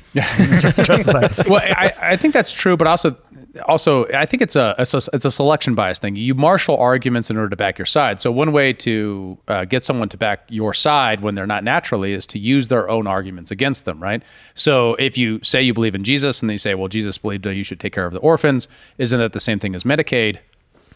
You know, No. like Therefore socialism. yeah, therefore socialism, right? Jesus was a socialist meme as an idea, Right. So you appeal where it's convenient. You wouldn't therefore appeal. Like you take your argument about property rights, right? You say that that's a property right. Well, I would argue that's true, right? There's an implicit, but there's an explicit rule that arose throughout Europe as it was Christianizing that was much more radical on that front than almost anywhere else. And it's the mashing together of these things of both what I would call pagan European approaches to property and the Christian approach that then became a different thing over time, right? Because only Locke happened here. It didn't happen anywhere else, right? Mm-hmm. You know what I'm following when I say Locke, like Second Treatise of Government? Yeah, I'm familiar with John Locke. Okay, yeah. So that argument is a uniquely European phenomena that arose because of Christian influence, but also because of European traditions of the common law that predate Christianity. Predate Christianity? Oh, for sure. Oh, yeah. When you say the common law, which ones are you thinking of? No, I'm thinking the common law, the tradition of common law that goes back at least to Christianity's Europe, to introduction to the British Isles. Okay. Yeah. I'd argue the point, but okay. Yeah. Well, what would you argue? I would argue that common law is understanding it's reflective of the mind of God. So this idea that we find here, this is not so much in scriptures. This is in, actually, I would argue it is in scriptures, but that's a harder case to make. That takes way too much time. This idea that much of what God has revealed of himself is not just in the explicit of the book itself, but also in nature itself. So you can have philosophers and other such places that actually get a lot of things right. Aristotle and Plato got a lot of stuff right, though they were not Christian. And the reason why they got so much right is they had an understanding of the immovable maker, even though they did not know who that was and they couldn't articulate it, but they knew enough to get a lot of stuff right because of who God was and how he revealed himself in nature, which is referencing Romans chapter 1 and how he's revealed himself. Like general revelation, isn't that? General revelation, special revelation. The Bible is known as special revelation. General revelation, usually paired with common grace, natural law, this sort of stuff. Natural theology, excuse me. Yeah. Things that you can like really decipher with your senses and things like that. Yeah. Right? Yeah. Because Christianity touches ground. Right. At least it should. Well, at least that's the argument, right? Is that you have things that are real, right? And the Bible is introducing with something that is real. So you would have the natural conclusion that someone can get to realness Yes. without having the underlying theological implications of Yahweh. right? Or of the tradition of Judaism, introducing in the Bible as or at least the rules of property in the first place, because people would discover property in multiple places across the world. Right. Other traditions might have property even without that. Yes. Right. So there's an order to reality, and we shouldn't deny that order that exists. Right? Yeah, well, I believe that, right? The question is just the formulation, and how much do you need a theological framework in order to believe that, right? So people can arrive at property through the axiomatic, deductions of self-ownership. That's what libertarians do, right? That was formulated, but that's not irreligious. It's just built on top of. Oh, it's extremely religious. What I mean is, you don't need to believe in God in order to believe in that. At least not in Yahweh or in Buddha or in Krishna or any particular theological larger extra dimensional unity, right? Sure. The idea that you can try to deduce those from first principles, that itself arose out of Christendom. Absolutely, I think that's that, and that is unique to it. Nietzsche makes this argument. He points at me because I'm like the resident Nietzsche guy. Yeah, well, I know you're a fan. That's why we laughed when you mentioned Nietzsche. I just published an article about Nietzsche. Come on now. But yeah, I exactly. completely agree with your point on Nietzsche. Yeah. Man, I lost it. God damn it. Oh yeah. It was that there is that common deduction itself is, and like A.W. Towser would point out that common deduction is like a signature of God, right? That's in everybody, Plato to all these other phenomena. And I don't have anything wrong with that. Other You've than read that, Tozer? Yeah. He's great. Love Yeah. Tozer. Yeah. Philosophy major over here. Oh. Yeah. I'm Couldn't you tell? just radically open.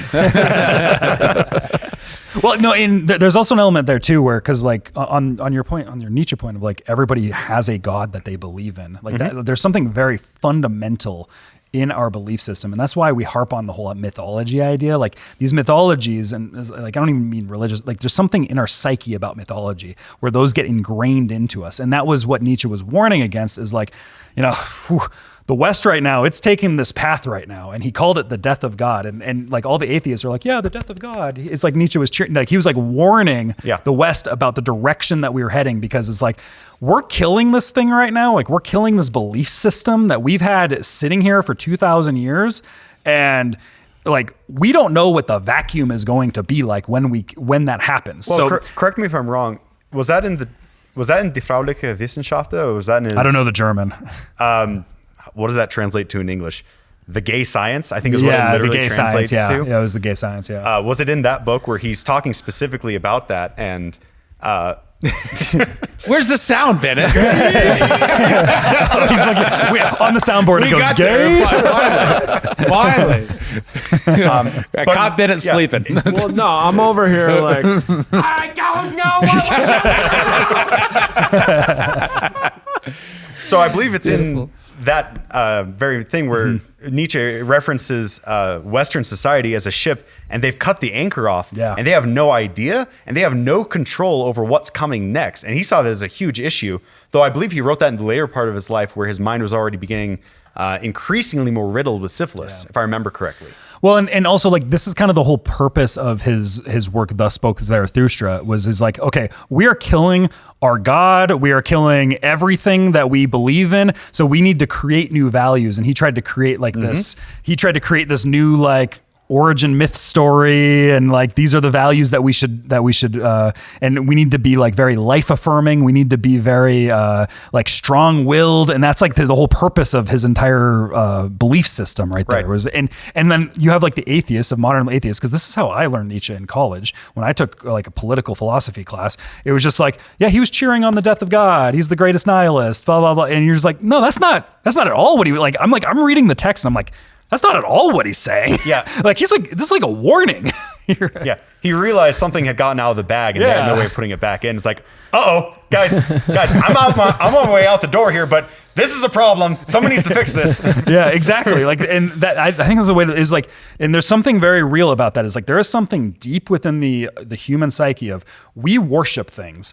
And we gotta be careful with what we worship, and we gotta make sure we're worshiping the correct things, because there's a lot of like Only if you believe there are correct things. Don't worship. Yeah. Well, and that's a big part of like the general atheist paradigm. Everything's relative, dude. Like everything's Except that like, statement. Yeah. Except for that statement. Right. Exactly. But yeah. Well, guys, this has been a great conversation. Any final thoughts before we wrap up? Well, I wanted to get further into Christian nationalism. Oh, yeah. Yeah. So The boogeyman. where does it go too far is the question, right? Because you have institutions themselves that have built up a series of ideas that are not accepted by a certain group of people who call themselves Christian. And where do you draw that line? Like, where's the natural line? So, for example, blasphemy laws versus freedom of speech. Incompatible ideas. Well, we already have blasphemy laws here in America. We just don't call them by that term. We call them hate speech. We call them censorship laws. We don't have hate speech laws. Do we Okay, not? maybe not codified in actual law. We but have hate speech culture. Sure. I'll give you better that. example. That's an important concede that. distinction. Yes. Yeah. But if someone says I'm a Christian nationalist and therefore I believe that you shouldn't be able to disrespect God, and that would degrade our moral culture, and that would tear apart our fabric and make it so that people couldn't meet on common boundaries.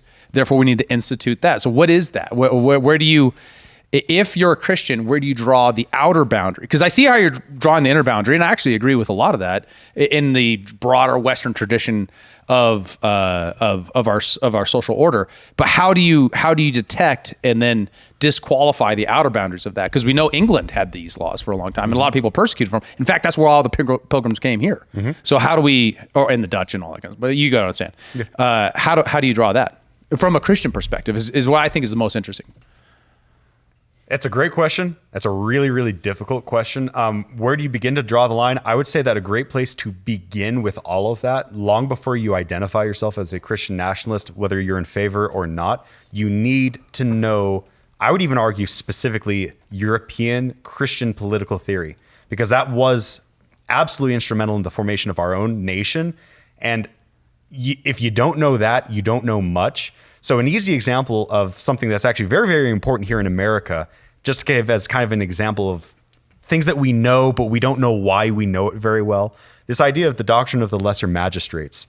I want to say this was in the mid 1500s. And it was this idea that the responsibility of the state, according to a Christian, theoretically, if a Christian believes in anything at all concerning the state, the responsibility of the state is ultimately the protection of the church and God's people. That is the responsibility of the state. And there's a lot of ways where that offshoots, but that's generally speaking what it is. And it is the responsibility that if the greater magistrate, such as your king or your emperor, is not fulfilling his God-given authority and requirement, it's the responsibility of the lesser magistrate, whether that's a governor, a prince, a king of a lower hierarchy, what have you, to rise up in rebellion against the greater magistrate for the responsibility of the protection of the church and God's people. And that's something that we saw happen in Magdeburg, which is where this position started in Germany. MAGA. Sorry. Magdeburg. Magdeburg. Trump's first decree on election day is we're going to change the name of New York City to Magaburg. It's a town in Pennsylvania, right? Man, I hope so. And so this idea of the doctrine of the lesser magistrates was actually extremely influential in the formation of our own nation. Because when we rose up and fought against King George III here in America, we had a biblical reason and a legitimate theological reason that was being taught in the pulpits by men of the Black Robed Regiment, which is a really interesting Google search to learn more about those guys. Oh, yeah. That shaped largely how we think about these things and shaped Christian political theory in so many ways. So that would be one example of things that we need to know long before we ever determine what do we mean when we're talking about Christian nationalism here? Because if we're going to say that we want this to be a Christian nation, all right, then we have to figure out your understanding of the books of the law, which ones are applicable, both of them, neither of them, one of them. How do you make that work? And there's a huge separation, even among people who are generally pro-Christian nationalism, the application of that and where it begins, where it ends. Some get very, very authoritarian. Some get extremely libertarian to the point of where I don't know how they call themselves Christian nationalist. So it's very, very complicated. And because we are still dealing with largely decades of Christians who do not know political theory, attaching the name of Christian nationalism to you does yourself and the position a disservice because you don't know what you don't know. Right. And you're 5 years out from really being able to articulate what you mean, where if America became a Christian nation in 3 years, what do you do with it? Like, what do you do with traffic laws? What do you do with hospitals? How do you understand tariffs? So for Christian, I think it's a good idea. I'm generally pro Christian nationalism. I just know that there's a lot of people, when I say it versus when I hear the Speaker of the House talk about it, we're not talking about the same thing. Right. Or the boogeyman version of it, which we haven't addressed, which is there. Nationalism is such a dirty word. Yeah, right. I'm just That's the real avoiding N-word. that because that's not interesting to me at the moment. What's interesting to me is just like from the right wing. How do you define that? He said nationalism's the real N-word. Nuclear is the real N-word. Yeah. You don't say that. You don't say that. So what I'm hearing you saying, and correct me if I'm wrong, is like, okay, so there's an outer frontier of this new kind of more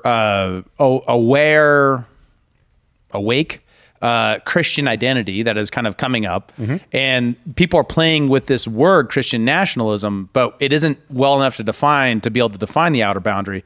But that to me is especially if you're unaware of Christian tradition.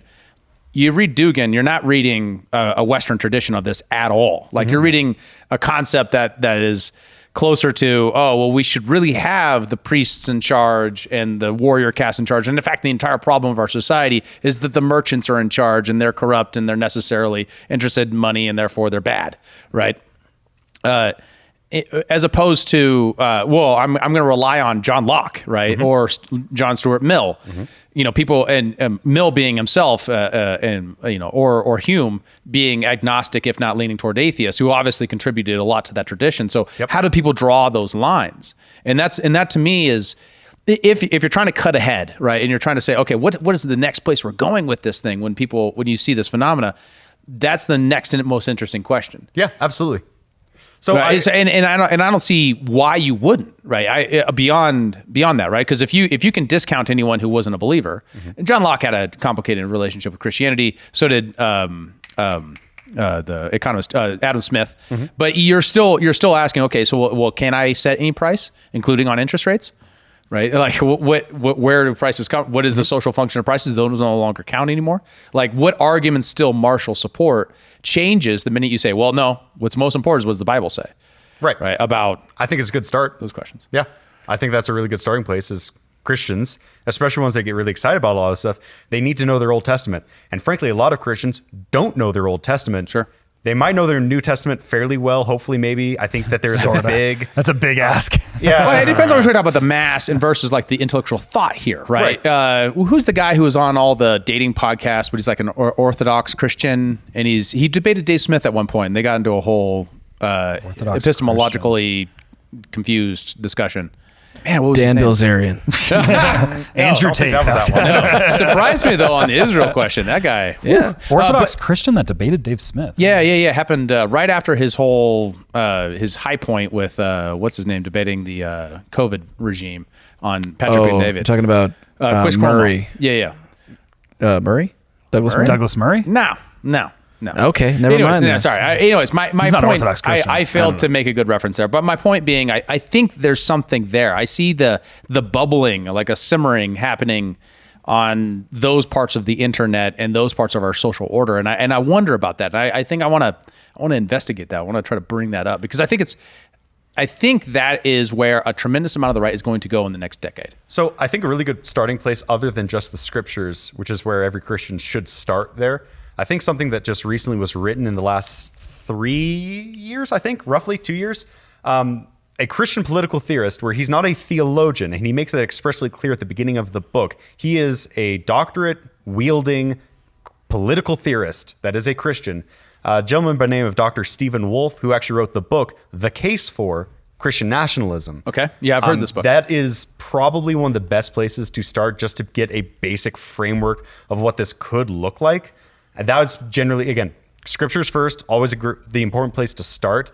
But looking for the offshoot of what we understand in terms of the text, the holy text, I would say that's probably one of the most articulate, comprehensive beginnings to understand Christian nationalism in its best form that I've seen put forward so far. Okay. And so where would he draw that line? Like where would he say, okay, we're going to draw from this more philosophical, agnostic secular tradition, and where do we draw from the Bible straight away, right? Because once you get there, you're asking, okay, the Bible does say some pretty harsh things about people who say things that, like God doesn't exist, and therefore you can't really say that in a strictly defined, if you're just drawing from Deuteronomy. But you don't say that. On it now. Jarring. Okay. You got to get used to the soundboard. You know what I mean? And I'm not doing this to try to put you on the spot, brother. I'm just I trying understand. I'm just thinking through this question of that because, one, I don't have anyone to talk to this about. And two, I've been thinking about it for a while, and I've actually seen this guy. I've seen his interviews, Stephen Wolf, on this topic, and I think it's interesting at minimum. Yeah. Is it Paul Matzko? Is it? No. I was just highlighting. We had a lot of criticism for Reason Magazine, and when I just pulled up the Wikipedia article, it's like this guy from Reason Magazine calls it segregationist, and all that. We criticized Reason Magazine a lot last episode as our classic libertarians hating libertarians. Oh, okay. Our shtick. Okay. Well, I don't. Yeah. Maybe we move on. Yeah. All right. And I think there's a lot of elements there with like this Christian nationalism idea. It's the same thing as like Vivek Ramaswamy has been trying to popularize the idea of libertarian nationalism too, where it's like nationalism as a word is very scary to a lot. It's the N word for a lot of people, as you said, right? Like it's a very scary word for people. But like really, what seems to be happening right now is we've been living in this like. We're this universalist society. Everybody's like, we're all intermingling and all this stuff. But and now there's like this craving that's happening where it's just like, well, but like I kind of want to like form groups, plant a flag with people that are like of my own belief system. Yep. And that's the thing that's dirty. You're not supposed to do that. But like, there's a lot of people where there's a feeling that we're like, people are like, but we kind of do that. We kind of do that naturally. It's kind of a part of the human experience. And there's like this pushback that's happening there. And there's something with that. So like the idea of Christian nationalism, you see the internet goes on fire, whereas like you have all these people that we're planting a flag, and then there's all these people that are like, oh, they're segregationists. They're trying to whatever. And it's because we have this idea in American society. We have this religion right now where it's like, no, you can't have your own thing. Like your group of people, you can't have it. We don't have freedom of association. We just want you to be a anymore. homogenous blob. Yeah, you're just a blob, and that's kind of you've brought up Alexander Dugin a lot. Right. That's his point in the fifth political ideology, right. or the fourth political ideology, because there's three. So, and then he's saying there's going to be a fourth. Where that's his point is like the problem with Western liberalism is that it just homogenizes everything together, and there's no uniqueness anymore. Everybody's just like, oh, we're all one thing now, and it's just kind of like. All these kind of like smaller pieces of all of the big gigantic pie that's coming together, and there's nothing like satisfying or interesting that happens with that. With that, there's actually a huge problem when we talk about immigration here in the States, because if we want people to come to America and be Americans, what does that mean anymore? Americans, we're having an identity crisis. And I think that's part of the reason why people have started to move towards whether it's Eastern Orthodoxy in huge numbers, as well as Protestant Christianity, is that because people have realized there is no identity presently in much of America, other than generally speaking conservative versus liberal. And even that's not a good metric anymore. Right. And I think that that's a huge reason why we see a push towards some of the classical older places where they can plant their flag and say, this is what I believe to be true. This is something historical I can sign my name off on and be like, I'm lockstep with people before this time period who actually maybe understood things better than us. Well, and I feel like because I this belong American somewhere. experiment is struggling at the moment, and I'm not sure it's going to succeed. That's Which kinda, is actually that's kind of where I feel too. Yeah, it feels like it things doesn't are affect my end times either. falling apart. What I'm also like curious there is that most of the importation of especially Mexican and Central American people themselves are more religious than the average American. Yes. So would that be a Christian nationalist platform to bring in more people from Central America? No, generally speaking, they're Roman Catholic, and they have a different way that they understand the relationship of church and state that's not comparable to Protestant Christian nationalism. Well, I think it's an assumption also to say that the majority of immigrants are from South America. I mean, they're from all over the world, as we know. Yeah, but in general, overall, the overall statistics, it's Central America makes up the bulk of American immigration right now. For lots of reasons, and while I'm sympathetic to the argument that you need like a binding culture and an identity for them to join, and then also be able to transform over time. I think that best patterns to our history with immigration. I think that there's also the question of so why doesn't Catholicism count? Like Christian nationalism doesn't include Catholicism. Why not? because they don't have anybody in Roman Catholicism that champions that. The integralists don't even really do that. They're having such a period right now of infighting. They're trying to figure out whether or not their present pope is legitimate, which is a huge deal, by the way, for a Roman Catholic. Yeah, that makes sense. That was crazy. Like I went, like I was at this big ceremony in Fatima, Portugal, where they brought out the bullet that shot Pope John Paul II. They brought out like the bullet. They have like a whole thing. There's like a piece of the Berlin Wall, like a big massive panel of the Berlin Wall there, and it's like a whole thing and it all has to do with this prophecy about how the Pope's illegitimate. Like it's pretty crazy. Yeah. So the Catholics are going through a thing. So they don't count there was like because- 1 million people at this thing. Like it was wild. Wow. Yeah. So I think I'm tracking that. So it's like a more Americanized Protestant vision for America. How would you distinguish it from conservatism? Distinguish what? Christian nationalism? Yeah. Conservatism, generally speaking, you can hold to a few of the values and kind of hem and haw where you want to. And really, again, conservatism, what does it really mean? Right. It can change so much, generally speaking. It's meant not to. It's meant as a philosophy It's what to Bill not. Buckley meant. It's meant not to be a philosophy. It's meant to be a worldview, specifically so that you can remain ambiguous. Which Right, is but the issue with best this defense. is, what are they conserving? And they don't even know the answer anymore of what they're attempting to conserve. And Yeah. Right. They haven't a fair conserved criticism. anything. That's a fair conservatism. That is a fair criticism. Absolutely. and that goes back to the identity crisis, right? Right.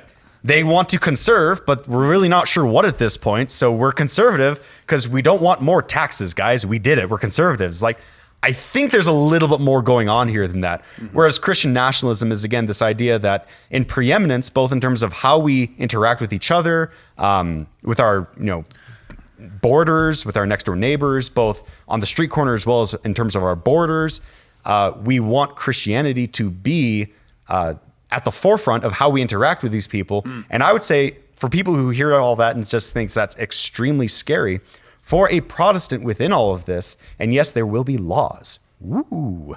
But with all that being said, there's an understanding as well that we are dealing with image bearers, or to use the fancy Latin term, we're dealing with the imago Dei, which means that in the way that we interact with people, whether or not we have to,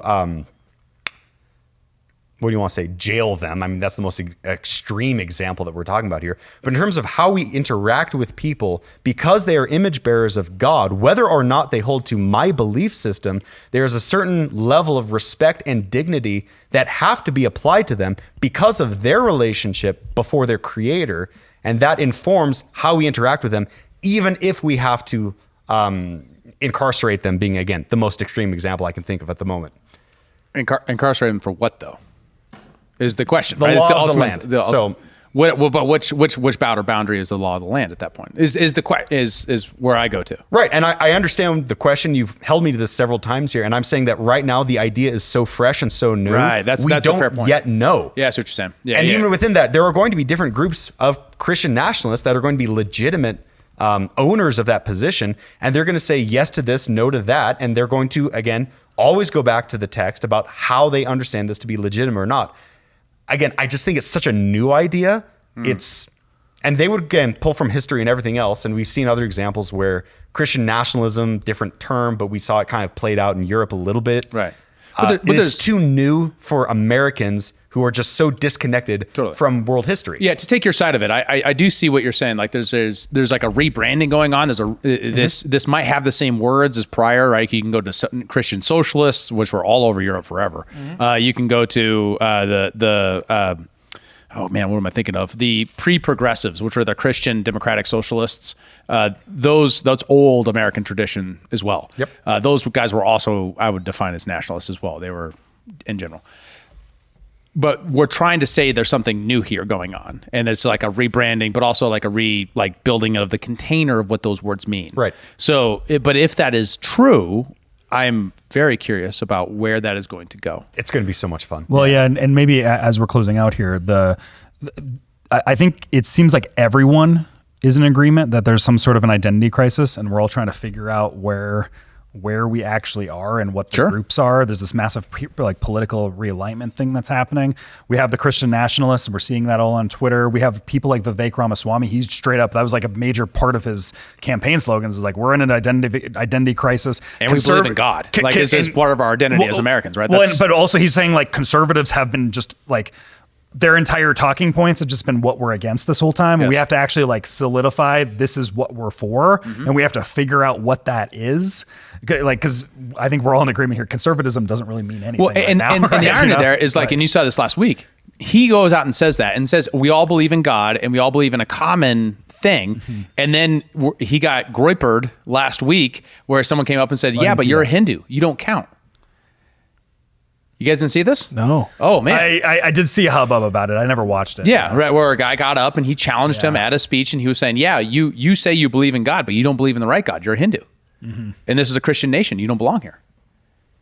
Yeah. That's Right. So that's the interesting thing. And to me, Yeah. that is like, no, fuck you, dude. You don't get to say that to my boy Vivek. You know, like I was on Vivek's side of that, but I was like, no, you're just kind of being a dick right now. I don't think he's believing the wrong God because he's trying to mess with you or mess with America. I think he can articulate who we are better than most people can. Yeah, than most Christians can. And I'd say so. therefore, I'm Yeah, kind of in a position of like, well, I don't actually think it's a requirement to be a Christian in order to be that. And if that's what Christian nationalism means, then I'm not with that. So I'm trying to navigate that. I'm trying to figure out what. That's actually the funny thing is like, I remember, and I told the story on the podcast before, I was in Portugal having a conversation with an Indian priest, and I was saying that I have this political background, blah, blah, blah, all this stuff. And this priest is just like, oh, how do you feel about Vivek Ramaswamy? Like, this is, well, the primaries were, it was like this time last year. Yeah. And there was a random American woman, is just like, Vivek Ramaswamy? Rush Limbaugh said that I'm not supposed to trust that guy. Like, just like this random woman walking by me. Or no, sorry, not Rush Limbaugh. Mark Levin. Rush Limbaugh's dead. I was like, Mark he's Levin. gonna say- Yeah, no, sorry, Mark Levin. She's speaking with the spirit of Rush Limbaugh. She's like doing a seance. but it was like one of these like weird things where I'm talking to this Indian priest, like just like on a street in Portugal, and this random like Texas woman comes by and just starts arguing about how Vivek Ramaswamy isn't Christian and he shouldn't be trusted and he's probably an Obama plant, and it was like all this stuff, and you're just like, oh, lady, he's articulating your principles way better than you can. Like, it's like, it was Isn't like that the grand irony? Yeah, it's like crazy. Absolutely. But in answer to your question, in my understanding of Christian nationalism, by and large, there is room for people that are not Christian to be within a Christian nation. That's already been established. Again, in Old Testament, there's room for the sojourner with the understanding that you are able to be in that land. However, there are certain things that you cannot do when you are in that land. And, you know, when the West Christianized, when America, well, let's not even use America for a second. Let's go back to, let's say Norway being a great example, because I lived there, so I have a little bit more knowledge on this ticket. When Norway Christianized under King Olaf the Holy, he did it at the edge of the axe. That's correct, and that's true. But something that he did is that when you go anywhere in Norway, you're going to see a lot of places that end with the letters HOV, Holv, which that is a term, the closest thing that we have for that in English, I think, is altar. And so one of the things that King Olaf the Holy, at the recommendation of his Christian priests, did, every time they came to an altar where there would have been human sacrifice, leveled it and put something Christian on top of it and said, you don't all have to be Christian, but this is a Christian nation, and the child sacrifice, the human sacrifice, has to stop.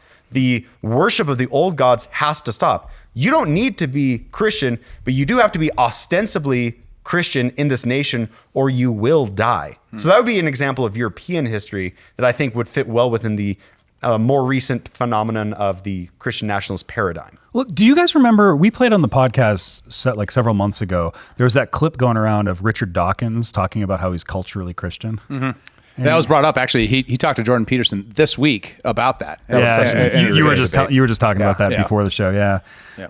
It's that kind of thing where it's like, Richard Dawkins, one of the four horsemen of new atheism, right? Mm-hmm. And he's talking about how he's culturally Christian. You're just like, what? Yeah, it's just kind of strange, but it kind of goes into this there's like a cultural, which is like the de minimis, right? Is like the Richard Dawkins. I want the institutions of Christendom, the tradition, and then there's the other side of that, which is like what was her name, Coulter, saying, you're Vivek, you're the person I agree with the most, but I can't vote for you because you're not white and Christian.